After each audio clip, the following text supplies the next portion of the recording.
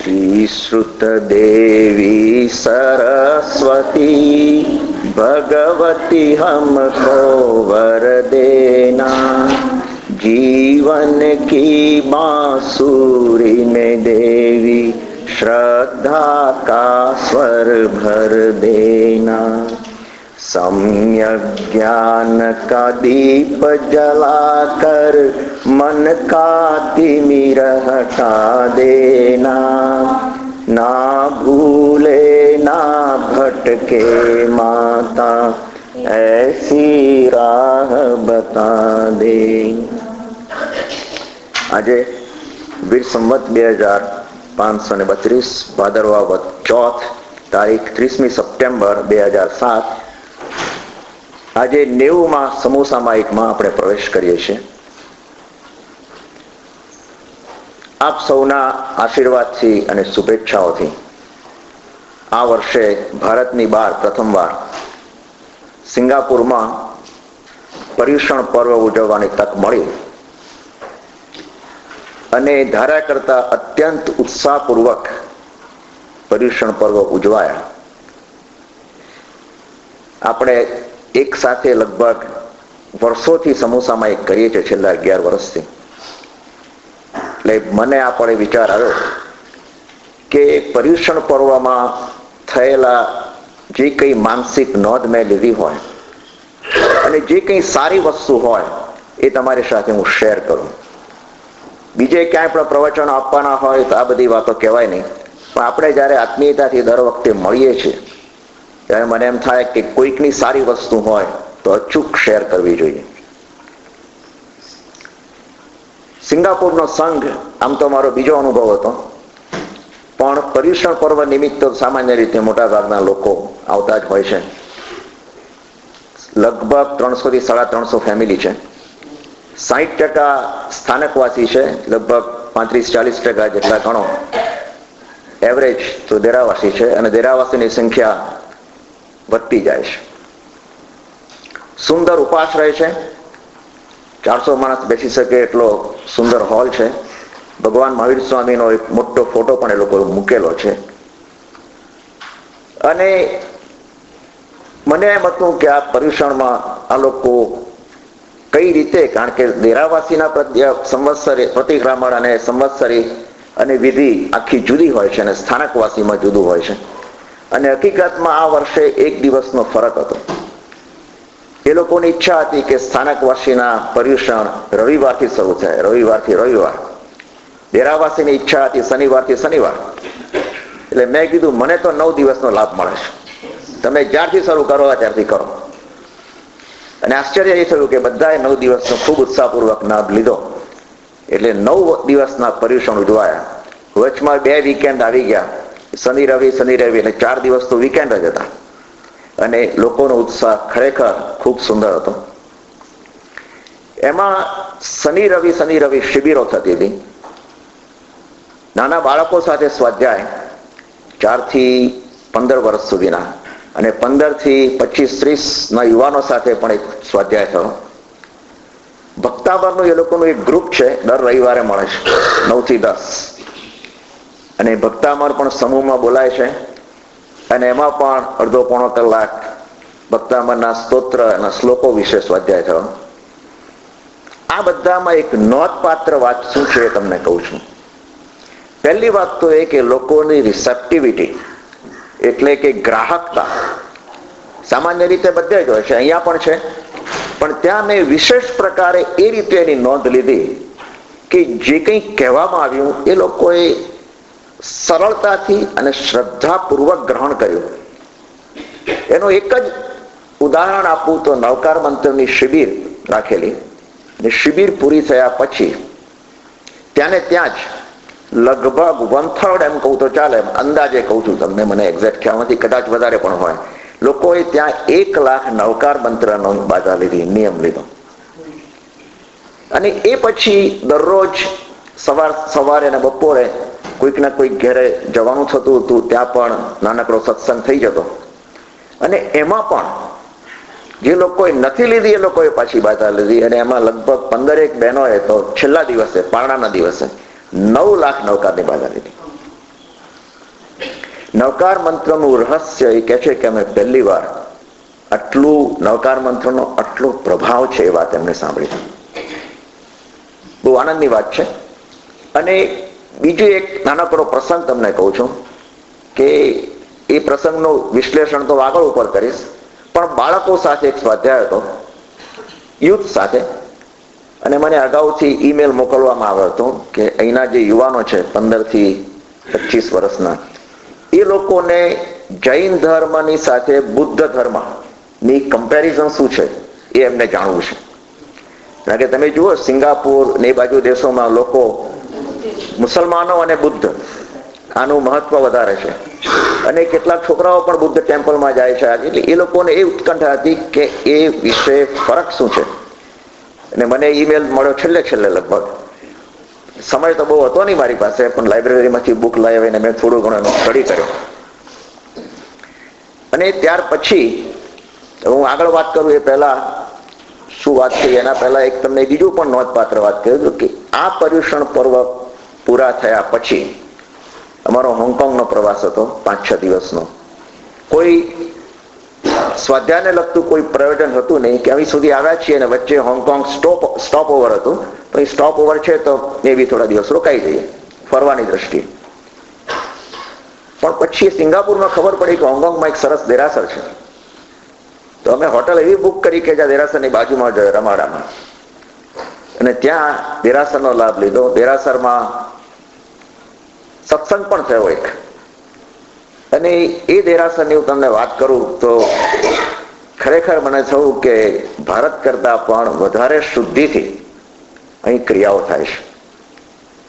હોંગકોંગમાં 7મા માળે દેરાસર છે, ત્યાં આગળ જગ્યાનો બહુ અભાવ છે, જગ્યા છૂટતી મળતી નથી.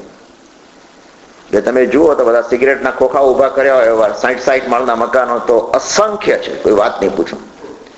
આ એક નાનકડું બિલ્ડિંગ હતું 8 માળનું, એમાં 7મા માળે કઈ છે નહીં, 7મા માળે એક દેરાસર હતું. દેરાસરની બાજુમાં એક હોલ છે જેમાં લગભગ 100-150 જણા બેસી શકે એમ છે. અને એ દેરાસરની અંદર અમે જોયું આદિનાથ ભગવાનની, હું માનું છું ત્યાં સુધી 14 ઇંચની પ્રતિમા છે, નાનકડી છે. બાજુમાં શાંતિનાથ ભગવાનની ધાતુની પ્રતિમા છે, બાજુમાં પાર્શનાથ ભગવાનની પ્રતિમા છે. અમે દરરોજ સવારના દેરાસર જતા, એક દિવસ સેવા પૂજા પણ કરી. અને સેવા પૂજા કરવા જયારે ગયા ત્યારે મને ખબર પડી કે ત્યાં પણ, જેમાં આપણે સનતભાઈ દરરોજ આવી અને સેવા પૂજા કરે છે, ત્યાં પણ 2-3 ફેમિલી એવા છે જે લોકો નિયમિત દરરોજ આવે છે, અને બિલકુલ વિધિપૂર્વક પૂજારી પણ એ લોકો રાખેલો છે. આશ્ચર્યની વાત એ જોવા મળી કે ત્યાં કોઈ ઇલેક્ટ્રિક લાઇટ નથી, કોઈ બલ્બ નથી, બધે દીવા. રાતના અમે જતા રાતના પણ દીવા, અને દરરોજ આંગી થાય છે, દરરોજ આંગી. નાના ભગવાન છે, આંગી એ પ્રમાણમાં થાય છે, પણ સુંદર. અને આગળ જતા જયારે સ્વાધ્યાય થયો ત્યારે મને જાણવા મળ્યું, અને હું તમારી સાથે શેર કરવા માંગુ છું. 10 થી 12 ત્યાં પહેલું તો એ કે આ વર્ષે જયારે પર્યુષણ થયા, હોંગકોંગમાં પણ થયા. હોંગકોંગમાં 70 જેટલા ભાઈ બહેનોએ 70 પહેલા દિવસે પોષો કર્યો હતો. પોષો એટલે તમે જાણો છો, સાદું જીવન, બિલકુલ સાદું. 70 people did પોષો. અને એમાં હોલમાં બેસીને બધાએ કરવાનું. એ પહેલા એમને બધાને કહેવામાં આવેલું હતું કે પોષો કરીએ છીએ આપણે, પોષામાં સાધુ તરીકે, સાધુ જેવું જ જીવન, સાધુ પ્રમાણે જ જીવન આખો દિવસ ગાળવાનો. બાથરૂમનો ઉપયોગ ન થાય, પણ છતાં દેશકાળને અનુલક્ષીને વાપરવું પડે તો જ બાથરૂમ વાપરજો, બાકી નહીં. મોટા ભાગના લોકોએ 24 ઉપવાસ કરે, છોકરાઓએ પણ. અને પછી આગળ જતા મને એ પણ ખબર પડી કે 10 થી 12 વર્ષના છોકરાઓની પાઠશાળા ચાલે છે, અને એ પાઠશાળાઓમાં મોટા ભાગના છોકરાઓ 2 પ્રતિક્રમણ મોઢે કર્યા છે. વિચાર કરો તમે, 2 પ્રતિક્રમણ કડકડાટ મોઢે છે. મેં પછી સ્વાભાવિક પૂછ્યું, મેં તમે ઇંગ્લિશમાં પ્રતિક્રમણ કરો છો કે ગુજરાતીમાં? મને કે તમે શું વાત કરો છો, ઇંગ્લિશમાં પ્રતિક્રમણ અને ઇંગ્લિશ હોય કોઈ દિવસ? જે ગીતાર્થ સાધુ સંતોના સૂત્રો છે, એ સૂત્રોમાં જે સંવેદના છે, એ સૂત્રોની અંદર જે વાઇબ્રેશન્સ છે, અમે એ જ શીખવાડીએ છીએ. અને 2-3 છોકરાઓ તો મોટી શાંતિ અને કઈ પેલા અપનાવી અજીત શાંતિ મોડે કરેલું 10-10 વર્ષના છોકરાઓ. અને હું જયારે ગયો ત્યારે છોકરાઓ સાથે ચૈત્યવંદન કર્યું. છોકરાઓ બધા સૂત્રો બોલ્યા. તો વિચાર કરો, ત્યારે મને ખરેખર માન થયું કે પરદેશની અંદર પણ આપણે ઘણી વાર એમ માનીએ છીએ કે અમેરિકામાં બધે છે, જ્યાં આગળ છે શુદ્ધિ ત્યાં છે. આ કેમ છે એનું કારણ તપાસતા મને ખબર પડી કે ત્યાં નિર્મલ સાગર નામના એક સાધુ છે, જે બુદ્ધિસાગરના શિષ્ય સુબોધ સાગર અને સુબોધ સાગરના શિષ્ય પદ્મસાગરના શિષ્ય હતા. 16, 17, 18 વર્ષ દીક્ષા પાડી, મને એક્ઝેક્ટ નંબર ખબર નથી. એમાંથી કોઈક કારણસર એ નીકળી ગયા, સંસારી થયા. અને અત્યારે જેમાં બધું ત્રિપુટી આવેલા વગેરે, ચિત્રભાનુજી આવે એમ એ પણ લગ્ન નથી કર્યા, સંસારી તરીકે આવી. અને આબુમાં અચલગઢમાં એમનો આશ્રમ છે. ત્યાંથી પછી હોંગકોંગ વાળા બોલાવ્યા. 3 વર્ષથી હોંગકોંગમાં છે. લેંગો જબ્બો વગેરે પહેરે છે, દાઢી રાખેલી છે, બિલકુલ સાદા. અને સવારથી સાંજ સુધી જેની ઈચ્છા હોય એ આવે, એમની પાસે બેસીને સ્વાધ્યાય કરે, જેની ઈચ્છા હોય આવે. અને આ રીતે બાળકો તૈયાર થયા છે. અને દરરોજ સત્સંગ રાતના 9 થી 10 એવરી સિંગલ ડે. ત્યાંના લોકો પણ ઘણા આગળ વધેલા છે. એટલે જયારે મારો એક સત્સંગ થયો ત્યારે મને ખબર પડી આ લોકો ઘણા આગળ વધી ગયેલા છે. ઊંડાણમાં જવા એ લોકો માંગે છે. અને નિર્મલ સાગરજીને પછી મારી ઈચ્છા થઈ કે હું પણ મળું એમને. એમની સાથે મારે પણ મુલાકાત થઈ. 1.5 કલાક અમે બેઠા. અને મારી સાથેની વાતચીત પછી એમને પણ માન થયું કે અમેરિકામાં પણ શુદ્ધિપૂર્વક થાય છે. એમના મગજમાં એક ભ્રમણા હતી. તમારી સાથે હું શેર એટલા માટે કરું છું, ઘણી વખત પરદેશમાં એક ભ્રમણા હોય છે કે તમારે ત્યાં તો બધી છૂટછાટ લેવાય છે, ઇંગ્લિશમાં પ્રતિક્રમણ થાય છે, છૂટછાટ લેવાય છે, અને બધું જ થાય છે ને વિધિપૂર્વક. મેં કીધું કે કઈક અંશે સાચું પણ હશે ને કઈક અંશે અમારા સંઘમાં તો આવું બધું ઓછું છે અથવા નથી. અને પછી અમે બધી વાત કરી કે આપણે સ્વાધ્યાય, સત્સંગ, સામાયિક શિબિરો બધું કેવી રીતના આયોજન થાય છે. એમને બહુ પ્રભાવિત થયા કે ના, ખરેખર હું જે માનતો હતો એવું અમેરિકા માટે નથી. મૂળ વાત ઉપર પાછા આવીએ કે જ્યારે છોકરાઓ માટે એ લોકોને જાણવું હતું બુદ્ધિઝમ અને જૈનિઝમમાં શું ફેર છે. નસીબ જોગે શનિવારની પહેલા જ દિવસે, શનિવાર હતો અને એ દિવસે શિબિર હતી. એ શિબિર પતી ગયા પછી બીજે દિવસે છોકરાઓ માટે આ આયોજન હતું સ્વાધ્યાયનું. અને એ જ્યાં ઉપાશ્રય છે એની બાજુમાં એક બુદ્ધનું મંદિર છે. થોડોક વહેલો હતો એટલે મને થયું કે આ એક સારી તક છે. બુદ્ધના મંદિરમાં હું ગયો અને ત્યાં એક બુદ્ધ સાધુ હતા. એમની સાથે કોઈ કારણસર કોઈ પ્રશ્ન કરીને વાતચીત કરી. મેં કીધું કે તમારું આ બુદ્ધિઝમનું સાંભળ્યું છે ઘણું, પણ જરાક થોડુંક વિશેષ જાણવું છે. મેં કીધું કે આ નિમિત્તે હું અહીંયા આગળ આવેલો છું. એટલે એ રીતે એમને પણ ખબર પડી કે આ જૈનિઝમ માટે છે. એ કે જૈનિઝમ એને પણ ખબર પડી, બુદ્ધ સાધુને ખબર છે કે બાજુમાં જૈન ઉપાશ્રય છે.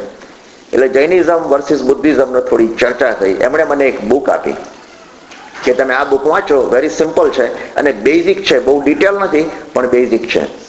એ દિવસે મેં આખી બુક વાંચી કાઢી. અને બીજે દિવસમાં છોકરાઓ સાથે બોલવાનું હતું. હવે એ શું હતું અને બુદ્ધિઝમમાં શું ફેર છે એ તમારી સાથે હું શેર કરવા માંગુ છું. આશ્ચર્ય ના પામતા કે આપણે સ્વાધ્યાય કરીએ છીએ, આપણે જૈન છીએ એટલે જૈનિઝમની જ વાતો હોય, એવું નથી. જરાક વિશાળ દ્રષ્ટિ રાખો અને એકાંત દ્રષ્ટિ રાખો કે ક્યારેક અન્ય ધર્મની પણ ખૂબીઓ અને શું સામ્યતા છે એ પણ જાણવાની જરૂર છે. અને એ જાણ્યા પછી આપણને એટલીસ્ટ મને તો થયું જૈન ધર્મ માટે બહુમાન ઘણું વધી ગયું આ જાણ્યા પછી.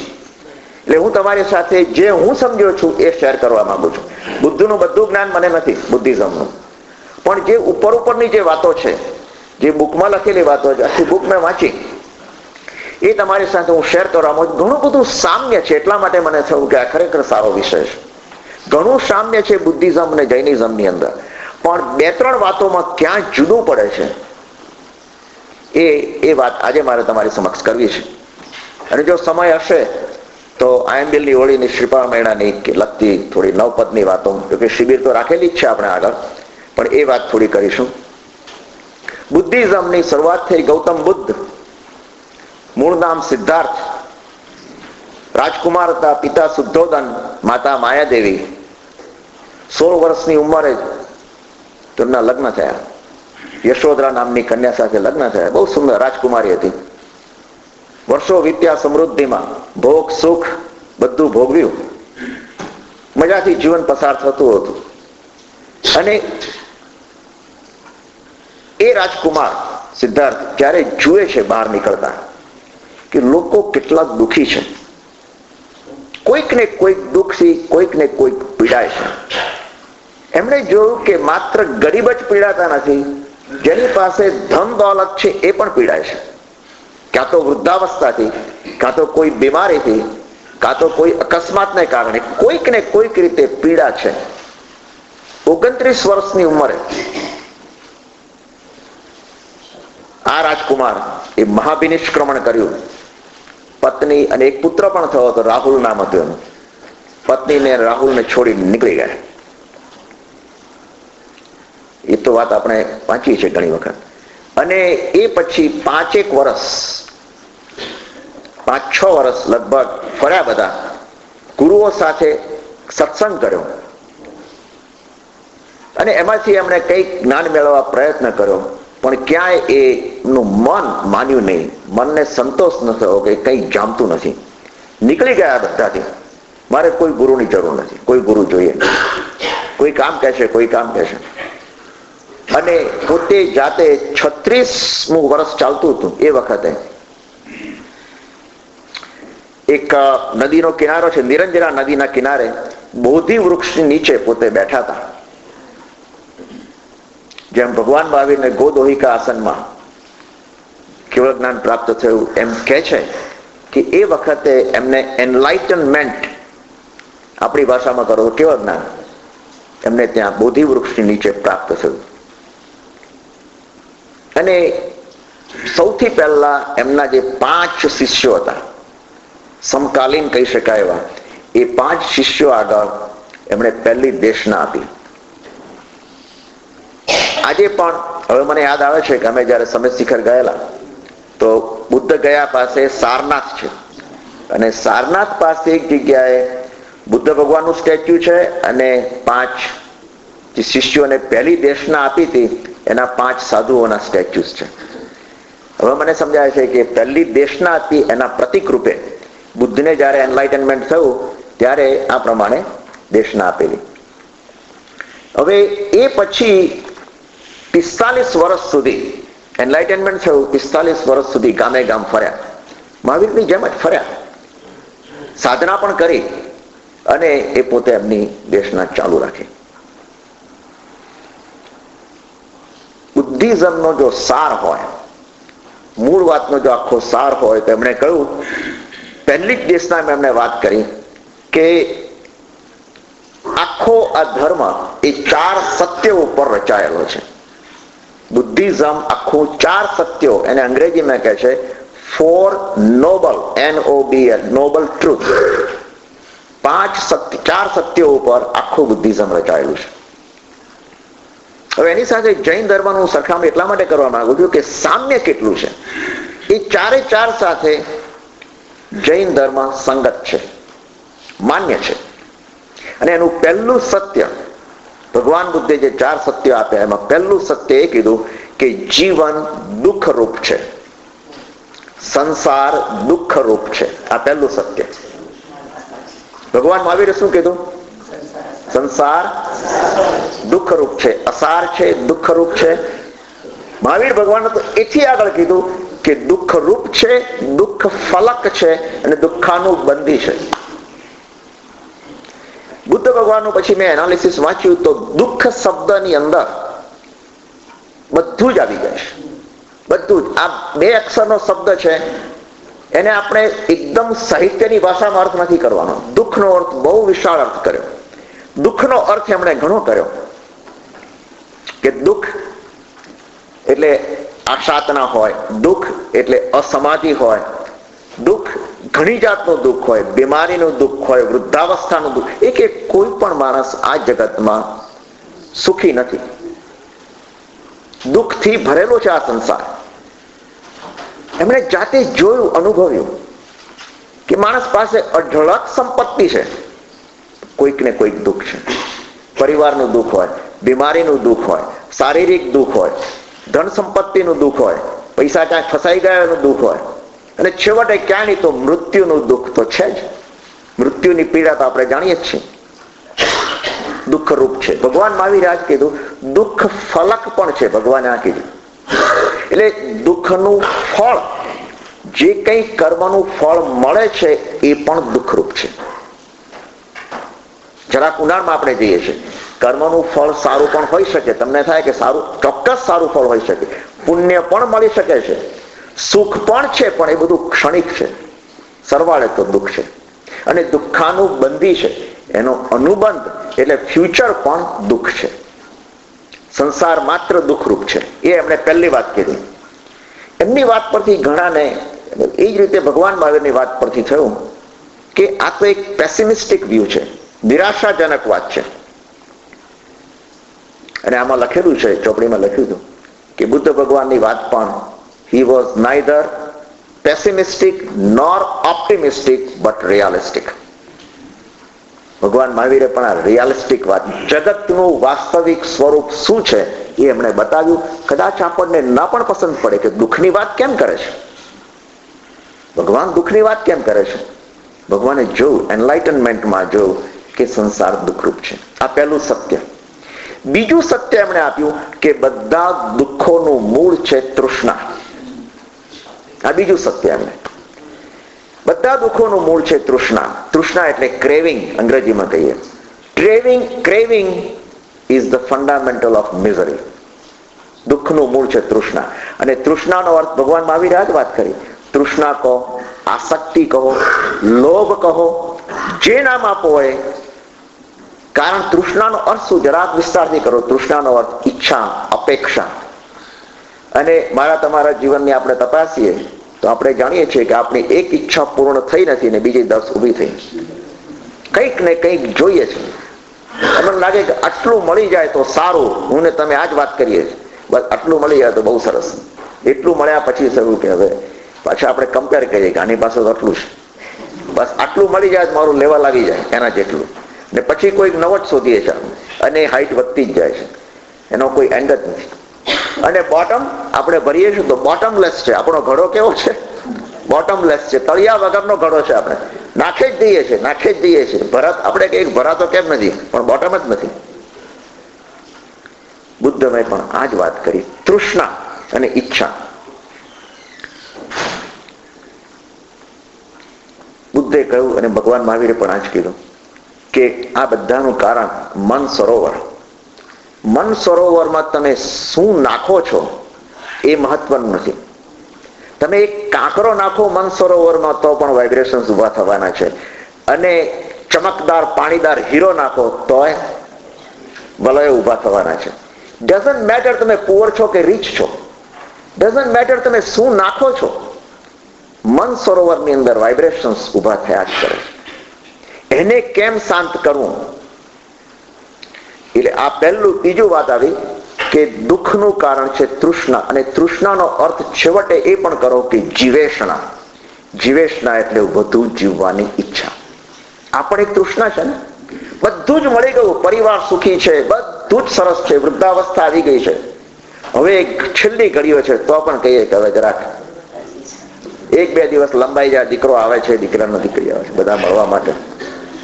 જીવેષણા, થોડું ખેંચીએ, થોડું ખેંચીએ, બસ એ જીવેષણા સંસાર વધારે છે. દુઃખની પરંપરા વધારે છે. સંસાર એનાથી વધે છે અને ચારેય ગતિમાં ફરવું પડે છે. બુદ્ધે પણ આ જ વાત કરી, 4 ગતિની પણ વાત કરી કે આ જીવેષણાથી, આ તૃષ્ણાથી, આ આસક્તિથી સંસાર વધે છે. પરભવ અથવા તો પુનર્જન્મ છે. પુનર્જન્મનું કારણ શું કે આપણી ઈચ્છાઓ અધૂરી છે. કંઈક આપણે જોઈએ છે, બધું સાથે લઈને જઈએ છીએ. શું સાથે લઈને?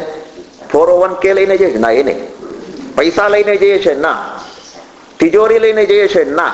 ફર્નિચર લઈ જઈએ છીએ? ના. શું લઈને જઈએ છીએ? આપણી ઈચ્છાઓ, આપણા કર્મો. કર્મોની અંદર ઈચ્છાઓ પણ આવી ગઈ, જીવેષણા પણ આવી ગઈ, તૃષ્ણા પણ આવી ગઈ. આ બધું સારું ખોટું લઈને આપણે જઈએ છીએ, પરિણામે પુનર્જન્મ છે. કર્મ 0 થયું નથી હજુ સુધી, પુનર્જન્મ ચાલુ છે. ત્રીજા નંબરનું સત્ય કહ્યું કે સર્વ દુઃખોનું નિવારણ શક્ય છે. એનો ઉપાય તો બતાવવો પડે ને. દુઃખોનું નિવારણ શક્ય છે એ એમને ત્રીજી વાત કરી. ભગવાન મહાવીરે પણ આ જ વાત કરી કે દુઃખનું નિવારણ એટલે શું?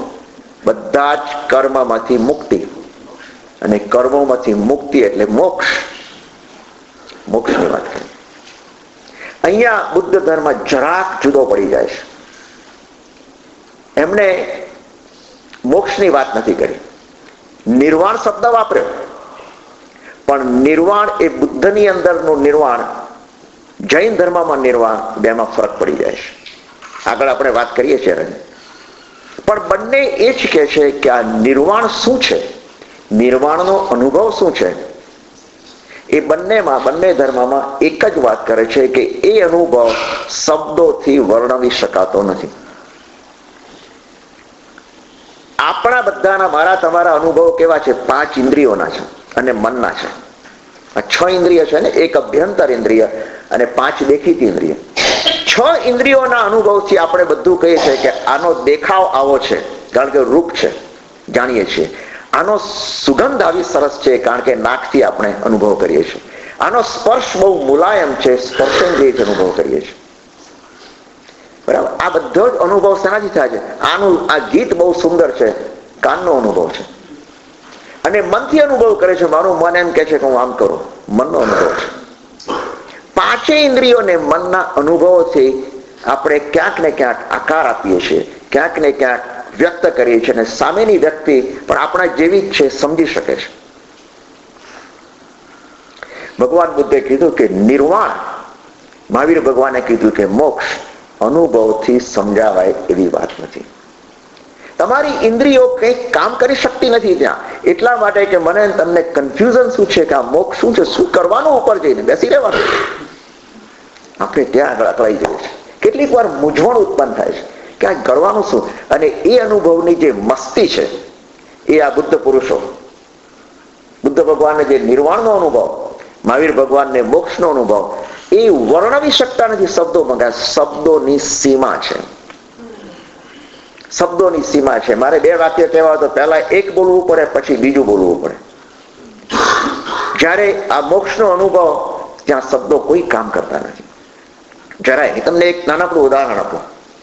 માછલી છે, એ માછલી પાણીમાં છે, એનો જન્મ છે, અને પાણીમાં જ એનું મૃત્યુ છે. એને જમીન જોઈ જ નથી, જાય તો ખતમ થઈ જાય થોડા વખતમાં. જમીનનો એને કોઈ અનુભવ નથી.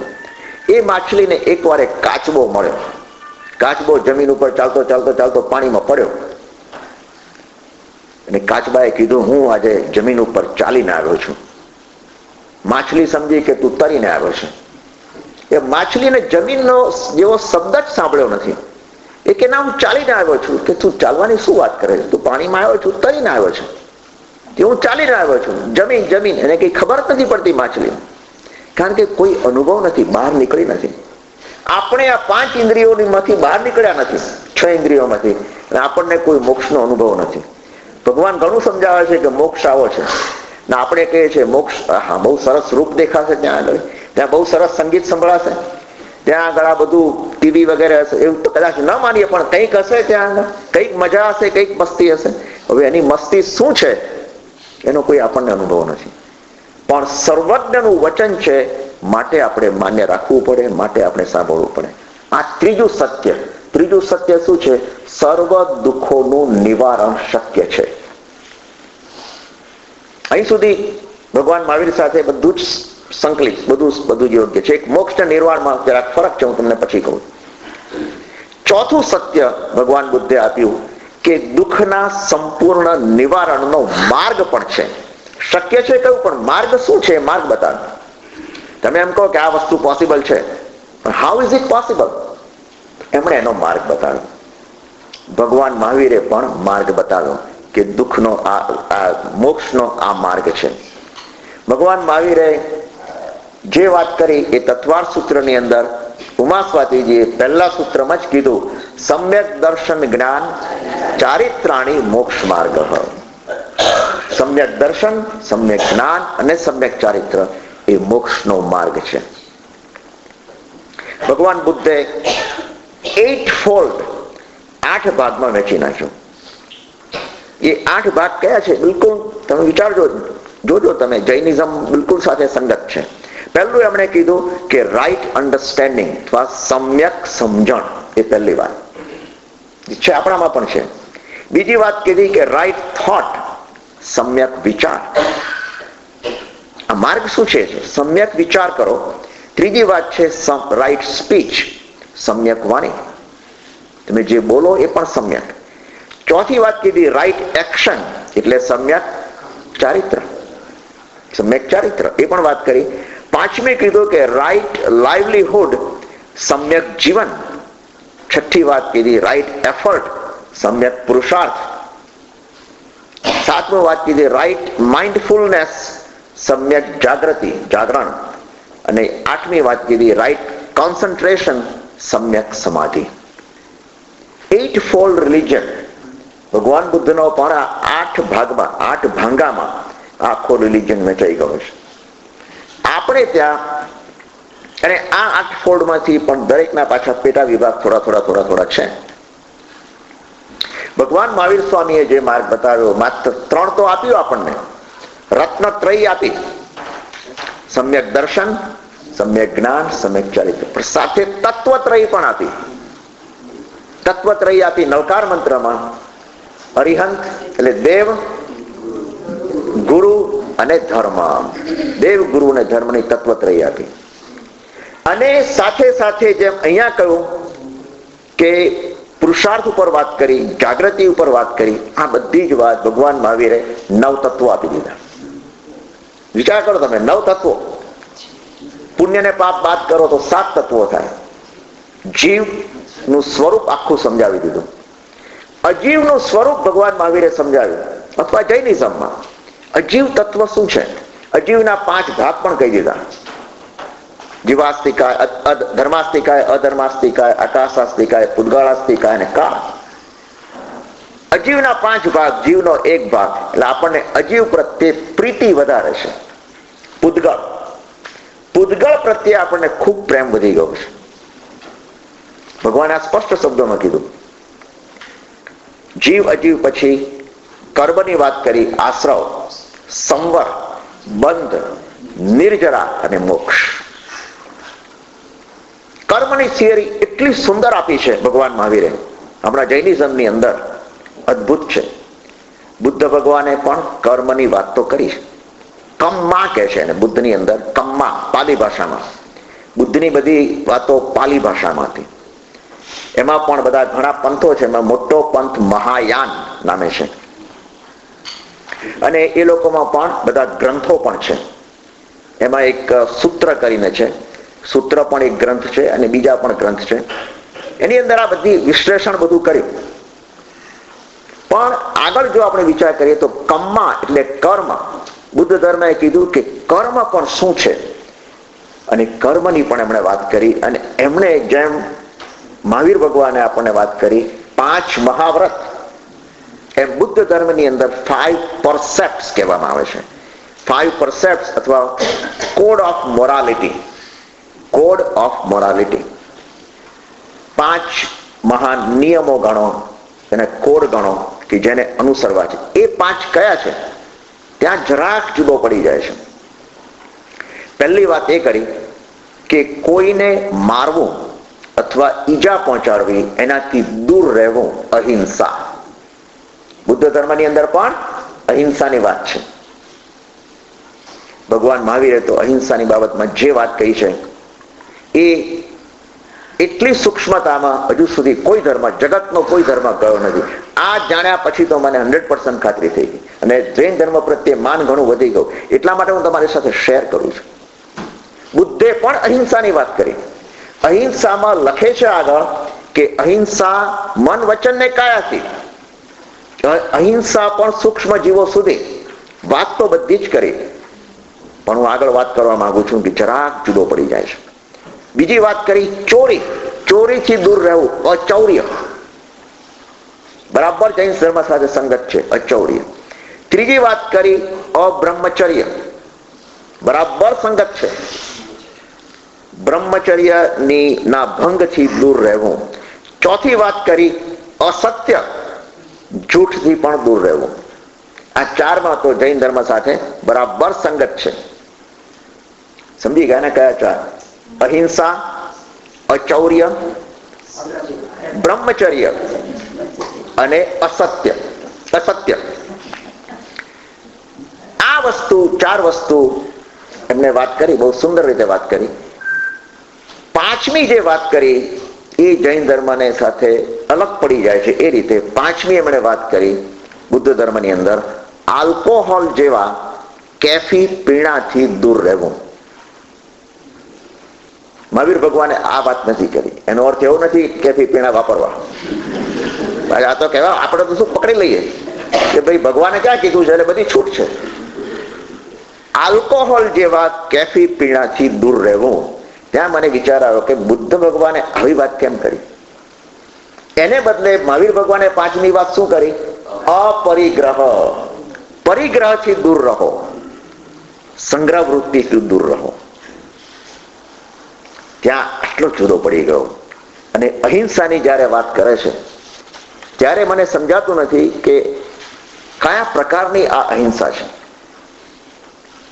એ બુદ્ધ ભિક્ષુક સાથે પણ મારે આ પ્રશ્નોત્તર થયેલો, જરાક વાત થયેલી જ્યારે અહિંસાની વાત કરીએ એટલે મેં કીધું કે ઓલ બુદ્ધિસ્ટ અથવા જે બુદ્ધ ધર્મમાં પાળનારા છે they are all vegetarian, right?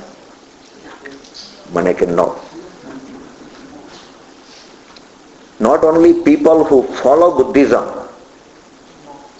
not only they are not vegetarian, even Buddha sadhus are not vegetarian. ત્યાં આગળ મને એક ટક્કર વાગી ગઈ. બુદ્ધ ભગવાને અહિંસાની વાત કરી અને બુદ્ધ ભિક્ષુકોમાં એમ તો ના કહેવાય કે બધા જ, પણ મોટી સંખ્યામાં બુદ્ધ ભિક્ષુકો માંસાહારી છે. આ મેં ઇન્ટરનેટ પણ જોયું, બુકમાં પણ વાંચ્યું, બીજી બુકમાં પણ આ કન્ફર્મ કર્યું. એટલા માટે હું તમારી સામે કહેવાની હિંમત કરું છું. બુદ્ધ ભિક્ષુક સાથે પણ વાત થઈ તો પછી મેં કીધું કે અહિંસા ક્યાં આવી? બુદ્ધ ભગવાને કહ્યું કે કોઈને મારીને, ઈજા પહોંચાડીને, જાણી બુજીને મારીને કશું પ્રાણીને મારીને ને ખવાય નહીં. પણ જો કોઈ મૃત પ્રાણી હોય, એમને આયુષ્યનું પૂર્ણ થઈ ગયું હોય તો એનો આહાર તરીકે ઉપયોગ કરવામાં કોઈ દોષ દેખાતો નથી. આ શબ્દોને એમના સાધુ સંતો ગણો કે સમાજ ગણો, એને જરાક જુદી રીતે એનો અર્થ કરી નાખ્યો. હાથો પાડી શરૂઆતમાં એક્સેપ્ટ તો કર્યું અને આગળ જતા જતા વિકૃતિઓ એવી આવી ગઈ કે બુદ્ધ ભિક્ષુકોમાં પણ આજે તમે હું વિચાર કરીએ બુદ્ધ ધર્મ કેટલો ફેલાઈ ગયેલો છે. આજે વિશ્વની અંદર 500 મિલિયન પીપલ બુદ્ધ ધર્મ પાળે છે. 500 મિલિયન. ક્યાં ક્યાં છે? રશિયામાં છે, તિબેટમાં છે, ચાઇનામાં છે, ભારતમાં પણ છે, સિલોનમાં છે, શ્રીલંકામાં છે, બર્મામાં છે. ક્યાં ક્યાં નથી? થાઈલેન્ડ, બધી જગ્યાએ, ઇવન સિંગાપુરમાં પણ છે. એટલે ઘણી જગ્યાએ બુદ્ધ ધર્મ આ ફેલાયો છે. કેમ કે ત્યાં આગળ આ સગવડિયા વાત નીકળી ગઈ. અહિંસા એક બાજુ અહિંસાની વાત છે અને બીજી બાજુ હવે તમે વિચાર કરો કે ક્યાં જે કઈ માંસાહાર મળતો હોય તો શું બધો જ એમને નેચરલ ડેથ થયું હશે? જ્યાં જરાક છૂટ આપી દીધી ત્યાં મને આપણા ભગવાન, આપણા જૈન ધર્મ પ્રત્યે ખૂબ માન પેદા થાય છે કે ભગવાને જે સૂક્ષ્મ વાતો કરી છે, કેટલું સત્ય ભર્યું છે એની અંદર. કે સાધુ ભગવંતોથી સ્નાન ના કરાય. જો સ્નાન કરવાની છૂટ આપી દીધી હોય તો કેટલા બાથરૂમ બનાવવા પડે? અને એક શાવર લેવા એક સાધુ બેસે અને જો 5 મિનિટ થઈ ગઈ, બીજાએ 10 મિનિટ કાઢી, ત્રીજાએ 15 મિનિટ, આનો કોઈ એન્ડ જ ના આવે. વિચાર કરો. અને તપશ્ચર્યાની અંદર બીજી બધા ઘણાની અંદર જે કંઈ ભગવાન મહાવીરે જે કંઈ વાતો કરી છે એમાં અત્યારે એમ સમજાય છે કે કેટલું સત્ય છે. જરા કડક છે, પણ જો મોક્ષ મેળવવો હોય, જો કર્મનો ક્ષય કરવો હોય, દુઃખની પરંપરામાંથી અટકવું હોય, આ 4 ફેરામાંથી છૂટવું હોય તો એ કડક માર્ગ અપનાવવો પડશે. અને ભગવાને કોઈને ફોર્સ નથી કર્યો. અલબત્ત બુદ્ધ ભગવાનની વાત ખોટી નથી, માર્ગ તો એમનો પણ સાચો હતો, પણ ફેલાઈ ગયો ખોટી રીતે. એ આપણે ખોટી રીતે માનીએ છીએ, હજુ એમના માન્યામાં નથી આવતો, કારણ કે આ બધી છૂટછાટ થઈ ગઈ. અને એમનું નિર્વાણ અને આપણો મોક્ષ એ બેમાં ક્યાં ફરક છે એ પણ વાત તમને કહી દઉં સાથે. એમનું નિર્વાણ બુદ્ધ તો માને છે, જે બુદ્ધ ધર્મ પાળે છે એ પણ માને છે કે 4 ગતિમાં ફેરા છે. જો કે એ લોકો હેલ ને હેવનમાં બહુ ડિટેલમાં જતા નથી, પણ છતાંય ઘોસ્ટ જેવું કે એવી કોઈ તમે જો કંઈક એવા દુષ્કર્મો કર્યા હોય તો ક્યાંક ભટકવું પડે, ભૂત પ્રેત ને એવું બધું, એ બધી વાતો એ લોકો માને છે. હેલિશ કે છે એને, એ બધી વાતોમાં માને છે. પણ જન્મ મરણના ફેરા જ્યારે પૂરા ક્યારે થાય, એનલાઇટનમેન્ટ થાય અને પછી આયુષ્ય પૂર્ણ થઈ જાય, નિર્વાણ થઈ જાય, બુદ્ધ એમ માને છે કે એકવાર નિર્વાણ જો પ્રાપ્ત થયું એટલે દીપક બુઝાઈ ગયો. તમે એક કેન્ડલ ને મીણબત્તી છે એ જીવન છે. મીણબત્તી જ્યાં સુધી ચાલુ છે ત્યાં સુધી એક જીવન પૂરું થયું અને બીજું જીવન શરૂ થાય છે. એ અટકતું નથી. અહીં તમને લાગે મીણબત્તી બુઝાઈ ગઈ, પણ બીજી બાજુ પ્રગટે છે, ત્રીજી બાજુ પ્રગટે છે, જીવન ચાલુ જ રહે છે. નિર્વાણ પામવું એનો અર્થ છે કે એ મીણબત્તી બુઝાઈ ગઈ, કાયમ માટે બુઝાઈ ગઈ, હવે કોઈ જીવન નથી. અને અલબત્ત જીવન નથી એટલે દુઃખ નથી, દુઃખ નથી એટલે તૃષ્ણા નથી, તૃષ્ણા નથી લોભ નથી, જીવની પરંપરા નથી, એક ગતિમાંથી બીજી ગતિમાં જવાનું નથી, પણ એનું જ નામ નિર્વાણ. મહાવીર ભગવાને બહુ સરસ વાત કરી કે આ મોક્ષ પણ આ જ વાત છે. પણ એ મીણબત્તી બુઝાઈને પાછી ક્યાં જાય છે? સિદ્ધ શિલા ઉપર. મોક્ષ છે.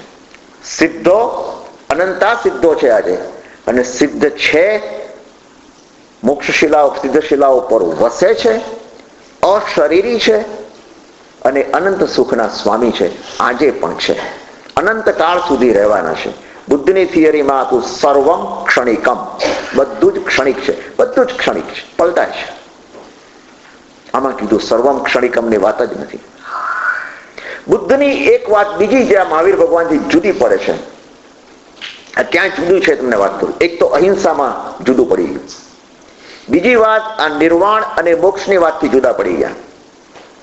ત્રીજી મહત્વની વાત બુદ્ધ એ જ ખાસ ભાર મૂક્યો કે તમે સમજણ અને અજ્ઞાનતા અને મિથ્યાત્વ, આ 2 જ પાપ છે, બાકી કોઈ જગતમાં પાપ નથી.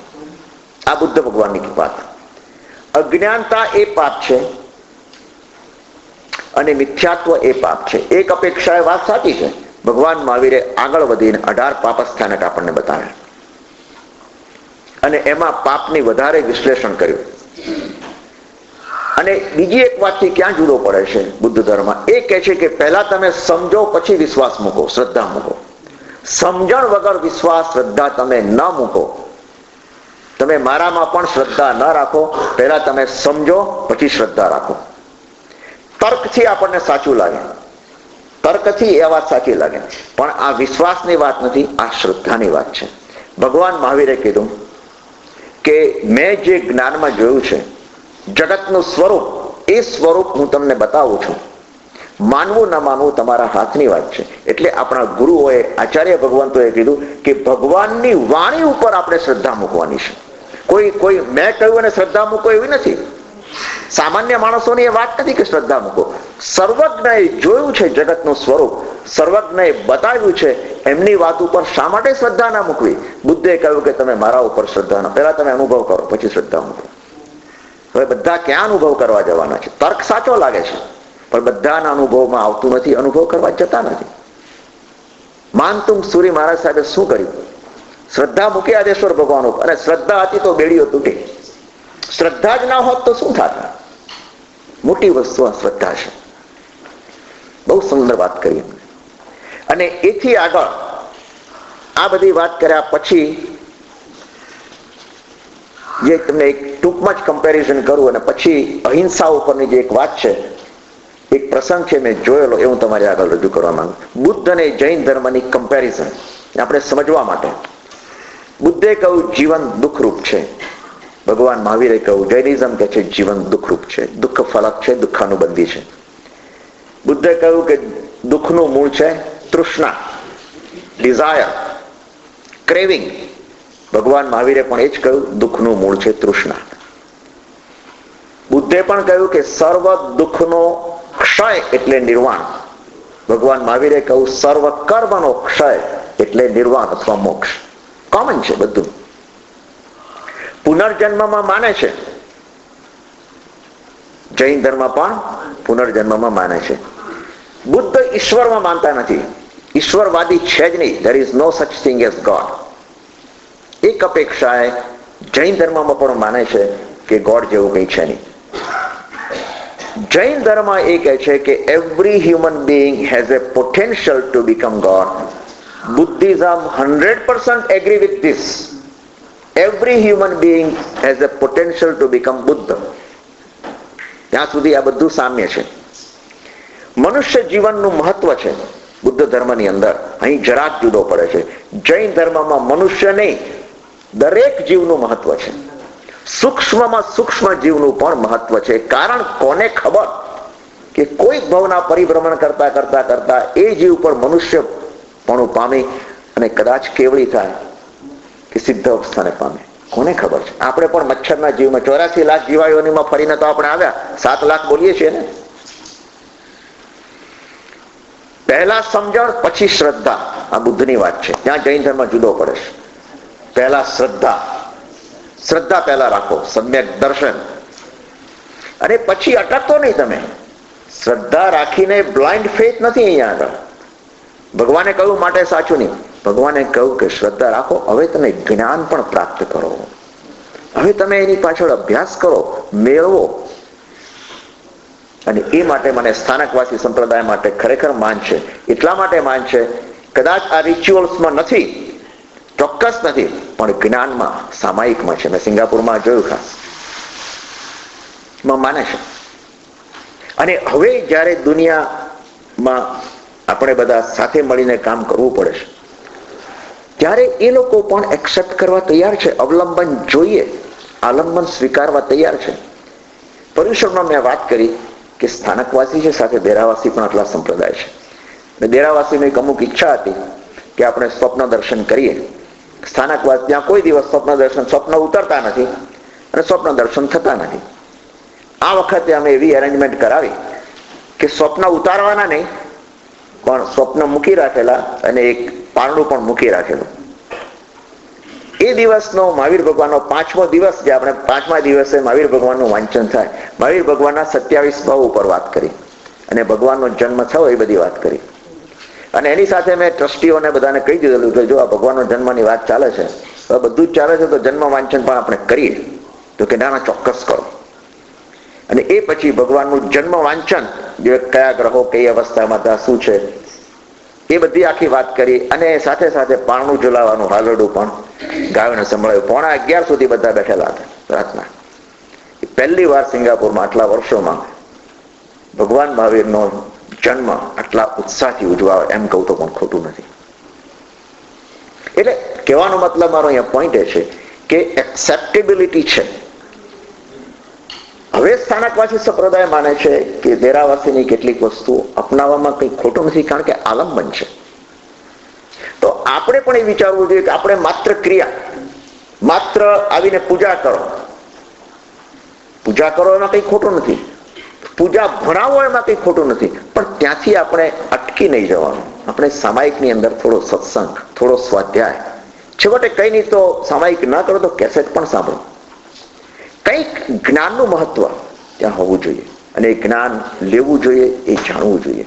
એ દેરાવાસીમાં અનફોર્ચ્યુનેટલી થોડુંક ઉણપ છે. એ ઉણપ દૂર કરવી જોઈએ. જ્ઞાન ઉપર પણ આપણે મહત્વ ઓછું આપીએ છીએ, થોડી ઉપેક્ષા કરીએ છીએ. જ્ઞાનનું પણ થોડું કરવું, માત્ર પૂજામાં અને ક્રિયામાં અટવાઈ ન જવું. એનીવે, બુદ્ધમાં માને છે સર્વમ ક્ષણિકમ, જૈનિઝમ માને છે સર્વમ ક્ષણિકમ. વાત સાચી, પણ આત્મા એવું તત્વ છે જે નિત્ય છે, જે હંમેશા છે ને છે જ. આત્માનું અસ્તિત્વ છે જ. આત્માનું અસ્તિત્વ જો ન માનીએ આપણે પછી આત્માનું મહત્વ રહ્યું ક્યાં? આત્મા તો ફરતો ફરતો બધા ચારે બાજુ ફરે છે, પણ એક અવસ્થા એવી આવે જ્યારે બધા કર્મોમાંથી મુક્ત થાય તો એ આત્મા સ્વતંત્ર છે. અને આત્માની સ્વતંત્રતાની ઘોષણા ભગવાન મહાવીરે સુંદર રીતે કરી. એટલે તો આપણને બહુમાન થાય છે કે આત્માનું આટલું બધું મહત્વ. અને આપણામાં જેમ આગમો છે એમાં બુદ્ધ ધર્મની અંદર ત્રિપીટિકા નામનું આગમ અથવા ગણો તો, અને મહાનિર્વાણ સૂત્ર છે. મહાનિર્વાણ સૂત્ર. એક બીજું સૂત્ર છે અમિતાભ સૂત્ર. અમિતાભે લખ્યું નથી હો, અમિતાભ કે છે ને, અમિતાભ સૂત્ર. અમિતાભ બુદ્ધો પણ ઘણા છે, એનું નામ જ અમિતાભ. અને બુદ્ધ ધર્મ જ્યાં જુદો પડી જાય છે કમ્પ્લીટલી, અહિંસાની વાતો ઘણી કરી. અહિંસા, સંપૂર્ણ અહિંસા જોવા નથી મળતી. આપણે ત્યાં સંપૂર્ણ શાકાહારી છે. ભલે આપણે કદાચ જાણતા અજાણતા અથવા તો ઘેરે લાવીને બટાકા કાંદા ખાઈએ છીએ, ઘણા લોકો ખાય છે. આપણે તો હવે એટલીસ્ટ અમે તો દૂર કર્યું, પણ ઘણા ખાય છે. પણ માંસાહારી તો નથી, એ વાત તો નથી. અને એક જાગૃતિ છે કે ખાઈએ છીએ ખોટું છે, કારણ કે હિંસા છે, અસંખ્યની અનંતા જીવોની હિંસા છે. તો આટલું બધું જો શાકાહારીને ભોજન મળે છે તો એ હિંસામાંથી હું ક્યારે બચું? ક્રોસ સેક્શનમાં બતાવ્યું છે અનંતા જીવો છે, ઇન્ફિનિટ, ભલે સૂક્ષ્મ છે, ઇન્ફિનિટ એટલે કોઈ ગણતરી નથી. એ જીવોની હિંસા ઉપર આપણે બટાકાનો સ્વાદ માણીએ અને કાંદાનો સ્વાદ માણીએ. તામસી છે, બીજી તો એની પ્રકૃતિ વિકૃતિ ગણો તો, અને આપણે એનો ટેસ્ટ માણીએ અને દલીલ કરીએ છીએ કે બટાકા બધામાં બટાકા હોય છે, બધામાં કાંદા હોય છે. પણ આપણા વિચારોમાં બટાકા ને કાંદા વધારે છે બીજા બધા કરતા. આપણે વિચારથી જો નક્કી કરીએ તો બધું જ મળે છે. સંશોધન થોડું કરવું પડે, થોડાક મજબૂત થાવ તો આ ધર્મ આટલો સુંદર છે. અને બુદ્ધ ધર્મની અંદર કોઈ સંઘ નથી, કોઈ સંઘ નથી. હવે તો એમ કે છે કે બધા પંથ જુદા પડી ગયા છે. ભગવાન બુદ્ધે કહ્યું કે there is no સંઘ. હું કોઈ એમ, હવે મારામાં પણ વિશ્વાસ ના કરો, તમે અનુભવ કરો. આગળ જતા બધા હવે સંઘો પડવા માંડે છે. આપણે ત્યાં પણ સંઘ, અને ત્યાં પણ બુદ્ધ અને જૈનમાં પણ સંઘો તો છૂટા પડે જ છે. શંકા જેવો શબ્દ ત્યાં નથી બુદ્ધિઝમની અંદર. કોઈ શંકા ના રાખો. ભગવાન મહાવીરે પણ આ જ વાત કરી જૈનિઝમમાં કે શંકા કાઢી નાખો. શંકા થઈ હોય તો ગુરુ સાથે, કોઈ આચાર્ય સાથે મળી અને શંકાનું સમાધાન કરો, પણ શંકા રાખીને ના ફરો. એ પણ વાત કરે છે. જ્યાં આ હિંસાની વાત આવે છે, આ તમને એક છેલ્લી 3-4 મિનિટ બાકી રહી છે, એક પ્રસંગ તમને કહી દઉં કે હોંગકોંગમાં મેં હતા તો એક દિવસની ટ્રીપ લીધી, ચાઇના ગયા હતા. ચાઇનામાં છેક ડીપમાં તો ન જઈ શક્યા, પણ એક શેન્ઝેન કરીને એક મોટું શહેર છે. Very beautiful city, very large city. 18 મિલિયનની વસ્તી છે. ઓફકોર્સ ચાઇના હોય એટલે વસ્તીનો તો કોઈ સવાલ જ નથી. 18 મિલિયન પીપલ. પણ અમે એક ટૂર લીધેલી અને એમાં સિલ્ક ફેક્ટરીની મુલાકાત લેવાની હતી. સિલ્ક ફેક્ટરી જોવા ગયા. અને આ સિલ્ક ફેક્ટરીમાં અમારી સાથે તો બહુ ઓછા હતા, પણ બધા વિઝિટ કરનારા પણ ઘણા બુદ્ધ ધર્મના અનુયાયીઓ પણ હશે, હું માની લઉં છું. અને ત્યાં આગળ જ્યારે મેં જોયું ત્યારે મને થયું કે રેશમી કપડા જે આપણે પહેરીએ, શુદ્ધ રેશમ, કોઈ જિંદગીની અંદર સ્પર્શ પણ ન કરવો એવો મને અંદરથી મન થયું. તમારી સાથે એટલા માટે શેર કરવા માંગુ છું કે આપણે વાંચેલું છે, કરેલું છે. હું તમને અનુભવ જણાવું છું. હંમેશા જ્યારે આ પ્રસંગો આપણે શેર કરીએ છીએ, બહુ નિખાલસતાથી તમારી સાથે જે વસ્તુ બની છે, એ ઘટના મેં જોઈ છે એની સાથે તમારું. અમે ગયા એટલે પહેલું જ એ લોકો પ્રોસેસિંગ બતાવે છે એનું, કેવી રીતે સિલ્ક બને છે. માલબેરીનું વૃક્ષ હોય છે, એના ઉપર જે લગભગ 1.5 ઇંચના કીડા, એ લોકો કોશેટો બનાવે છે. અને કોશેટો એટલે તમને કહું કે નાનકડું, આટલું નાનું, જેમ પેલું મિલોમાં જેમ બોબિન હોય છે ને, એના ઉપર દોરા વીંટાળેલા હોય, એવો આટલું નાનું, લગભગ 1.5 ઇંચથી માંડીને 1 ઇંચ જેટલું, એવો કોશેટો બનાવે છે. એની અંદર 2 કીડા હોય છે. એ લોકો આ બધા લઈ કોશેટો અને શરૂઆત જ અમને બતાવી, ગરમ પાણીમાં નાખ્યા પહેલા તો એ નાખતા પહેલા એક તાર કાઢ્યો એમાંથી, અને તાર કાઢ્યો અને છેક ખેંચ્યો, છેક સુધી તાર તૂટે નહીં. પેલા ગાંધીજી તકલી કાઢતા હતા એના જેવું તાર કાઢ્યો અને તાર તૂટ્યો નહીં, બતાવવા માટે કે આ રેશમ કેટલું મજબૂત છે. પછી એમને કીધું કે જુઓ હું તમને બતાવું છું, અને ગરમ પાણીમાં નાખ્યું, બહાર કાઢ્યું એટલે આખું ભીનું થઈ ગયું, અને ખોલ્યું તો 2 કીડા મરેલા નીકળ્યા. ઓબ્વિયસલી જીવવાનો કોઈ પ્રશ્ન જ નથી ઉભો થતો. અને જે ટૂરમાંથી જે બધા માણસો આવતા જાય એને દરેકને આ બધું બતાવતા જાય. પછી એને એક ખોલ્યા પછી, જેમ કે આ મુપત્તીને હું ખોલું છું એટલે આટલો ભાગ થઈ ગયો, હવે એને વધારે ખોલ્યો, વધારે ખોલીને એને સ્પ્રેડ કરતા ગયા, સ્પ્રેડ કરતા ગયા. આશ્ચર્ય થયું મને, સ્પ્રેડ કરતા કરતા એક નાનકડી ચાદર જેવું થઈ ગયું. એટલું બધું સરસ સ્પ્રેડ કર્યું અમને. અને તમને સમજવા માટે કહું છું, કારની સીટ હોય, એ કારની સીટમાં જ્યાં આપણે ટેકો દઈએ છીએ એટલો ભાગ એવું કંઈક એક સીટ બનાવેલી હતી, એના ઉપર પાથર્યું અને ખેંચ્યું તો આખી સીટ ભરાઈ ગઈ. એક જ કોસેટામાંથી સીટ ભરાઈ ગયા એટલું રેશમ નીકળ્યું. કેટલું મજબૂત છે, કેટલું મુલાયમ છે એ એમણે સાબિત કરવું. ત્યાંથી અમે આગળ વધ્યા. આગળ વધતા રેશમી બ્લેન્કેટ કેવી રીતે બને છે એ એમણે બતાવ્યું. અને રેશમી બ્લેન્કેટની અંદર આ જ પ્રમાણે આવા બધા કાઢતા ગયા. એટલે તે લોકોએ તો તૈયાર જ હતું, બધા કાઢેલા હતા, અને એમાંથી સ્પ્રેડ કરતા ગયા. 2 છોકરીઓ આ બાજુ ઉભી હતી, 2 પેલી બાજુ, અને સ્પ્રેડ કરી અને આખી ચાદર બનાવી દીધી. એક લેયર, બીજું લેયર, ત્રીજું લેયર, ચોથું લેયર, એમ લેયર ઉપર લેયર બનાવતા બનાવતા એક બ્લેન્કેટ બની ગયો. અને એને બધું પેક કરી અને એક કવરમાં મૂકી દીધું, અને કે આ બ્લેન્કેટ અમે વેચીએ છીએ. અને આનો આટલા આ ફાયદા છે, આ ફાયદા છે, બધા જાત જાતના ફાયદા બતાવ્યા, ગરમીમાં, ઠંડીમાં, ફલાણામાં.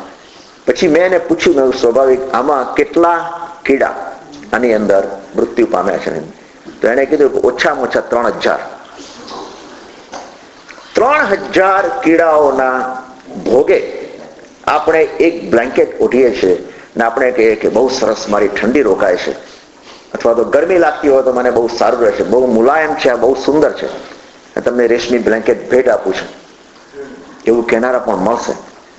એ વખતે યાદ કરજો, એ વખતે વિચારજો, હું જે પહેરું છું અમે, અથવા જે મને ભેટ આપવામાં આવે છે, કેટલા જીવોના ભોગે. અને આ કીડા પણ નાના નતા.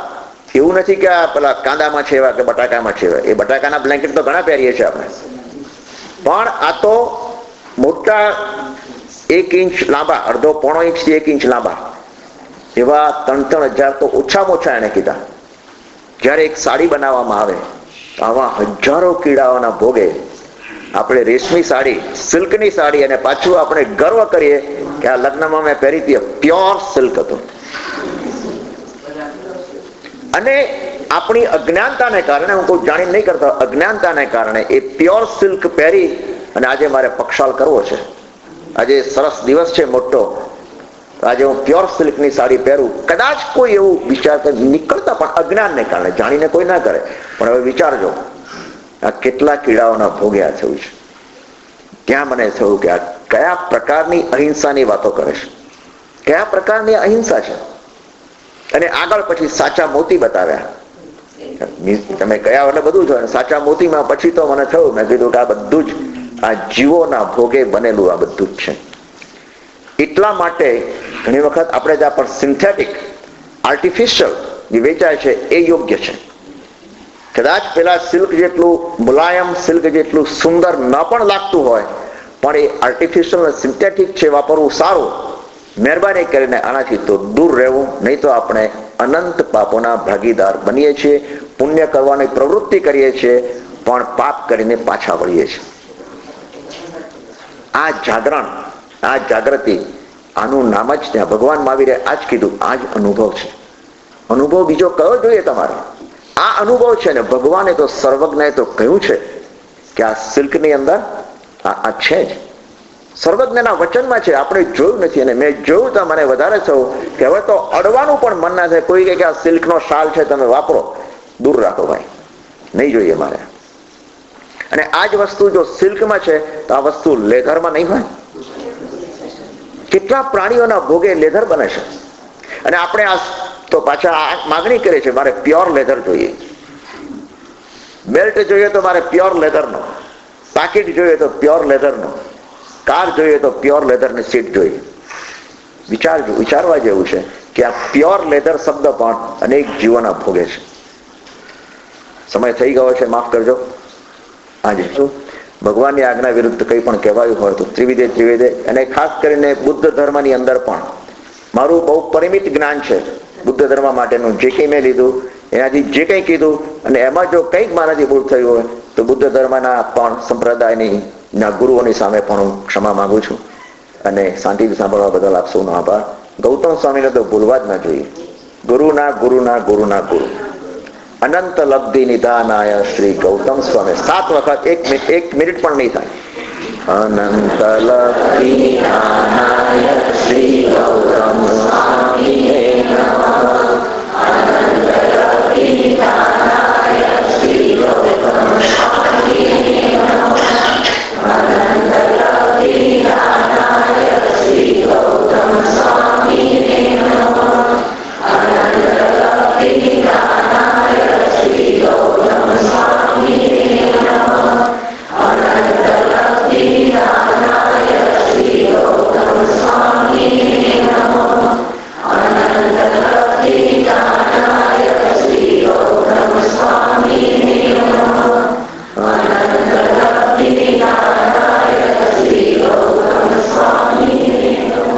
શાસન